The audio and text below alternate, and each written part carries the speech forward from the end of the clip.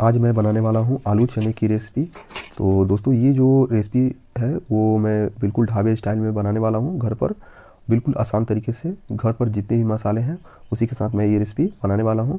तो ये रेसिपी दोस्तों काफ़ी लोगों को पसंद आती है। ये रेसिपी जो कि मैं काले चने जो कि घर पर आसानी से सभी के मिल जाते हैं उसी से मैं बनाने वाला हूँ।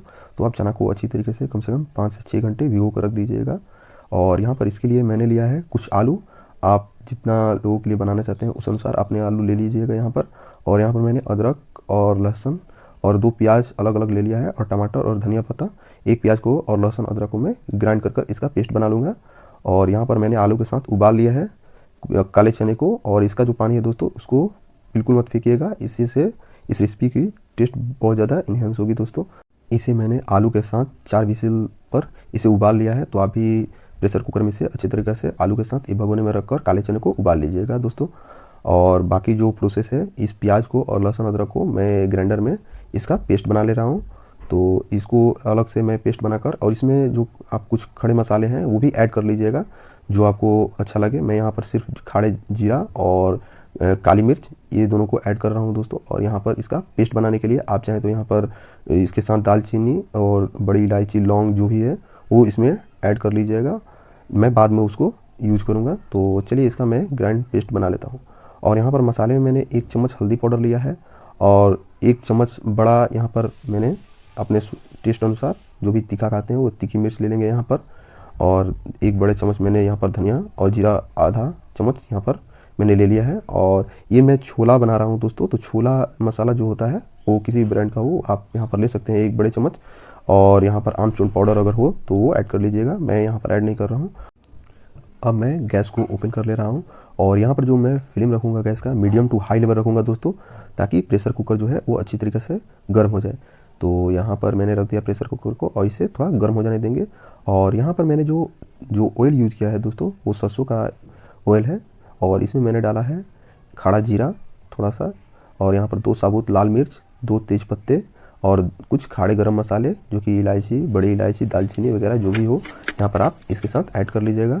और जो यहाँ पर मैंने एक प्याज जो अलग 2 भाग में रखा था उसमें जो एक का मैंने पेस्ट बना लिया था, और बाकी प्याजों को मैं यहाँ पर इसके साथ अच्छी तरीके से इसको भून लूँगा। तो दोस्तों फ्लेम यहाँ पर हाई टू मीडियम रखना है, और अच्छी तरीके से इसको बारी बारी से चलाकर हम लोग भून लेंगे।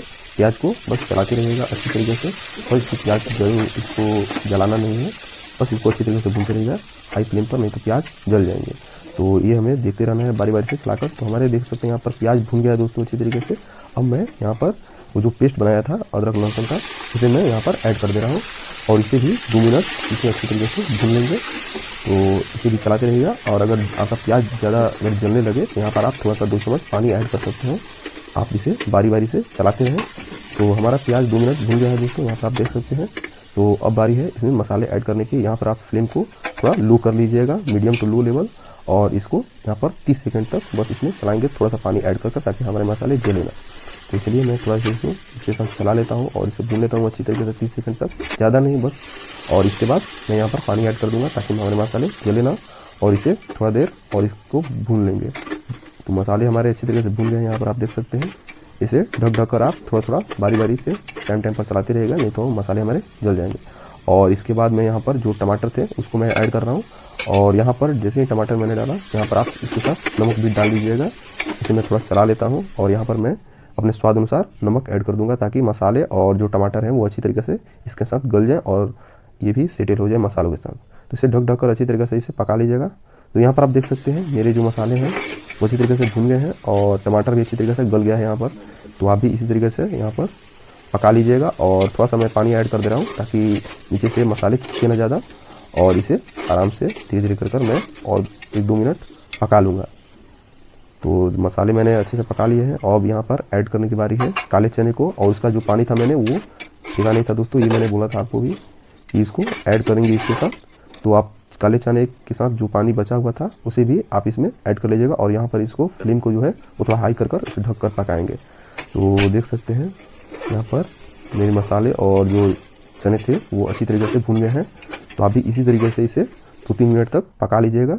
अब जो मैंने जो आलू उबाले थे उसको मैंने इस तरह से इसे क्रश कर लिया है, और इसे भी इसके साथ मैं भूनूंगा 4-5 मिनट तक इसे लो फ्लेम पर, ज़्यादा फ्लेम को यहाँ पर हाई नहीं रखना है दोस्तों।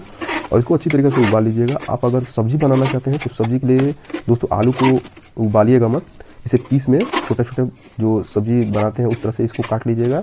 और उसका अलग प्रोसेस रहता है दोस्तों, मैं उसको भी अलग से बना दूंगा, उस पर एक वीडियो, आप कमेंट जरूर कीजिएगा। तो यहाँ पर आप देख सकते हैं हमारे जो आलू है इसके साथ मसाले के साथ भुन गया है अच्छे तरीके से। अब बारी है यहाँ पर पानी ऐड करने की। तो दोस्तों पानी यहाँ पर जो ऐड करेंगे वो अपने ग्रेवी कितनी पतली और गाढ़ी रखनी है उस अनुसार ऐड करेंगे दोस्तों।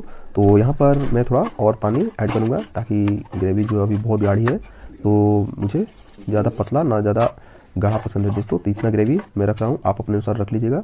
और इसके बाद यहाँ पर मैं ऐड करूँगा एक गरम मसाला, जो कि किसी ब्रांड का हो, एक गरम मसाला आप भी ऐड कर लीजिएगा यहाँ पर। और इसे अच्छी तरीके से यहाँ पर इसे मिला लेंगे और इसे प्रेशर कुकर को अच्छी तरीके से बंद कर 4 व्हिसल आने तक इसे अच्छी तरीके से मीडियम टू हाई लेवल पर, इसको मीडियम लेवल पर रखिएगा दोस्तों फ्लेम, और अच्छी तरीके से इसे पका लीजिएगा। और जब बिल्कुल पूरी तरीके से प्रेशर निकल जाए तब इसे ओपन करेंगे। और इसे ओपन करने के बाद कुछ इस तरीके का हमारा रेसिपी देखने को मिलता है, जो कि काफ़ी शानदार तरीके से ये रेसिपी बनकर तैयार हो गई है दोस्तों। आप यहाँ पर देख सकते हैं। तो आप भी बनाइएगा और आप मुझे कमेंट बॉक्स में ज़रूर अपना राय दीजिएगा कि आपको ये रेसिपी कैसी लगी। और इस तरीके का जो रेसिपी है मैं आपके लिए हमेशा लाता रहूँगा। तो चैनल को ज़रूर सब्सक्राइब कीजिएगा और अपने फैमिली मेम्बर के साथ इसे ज़रूर शेयर कीजिएगा और बताइएगा कि कैसी लगी आपको रेसिपी।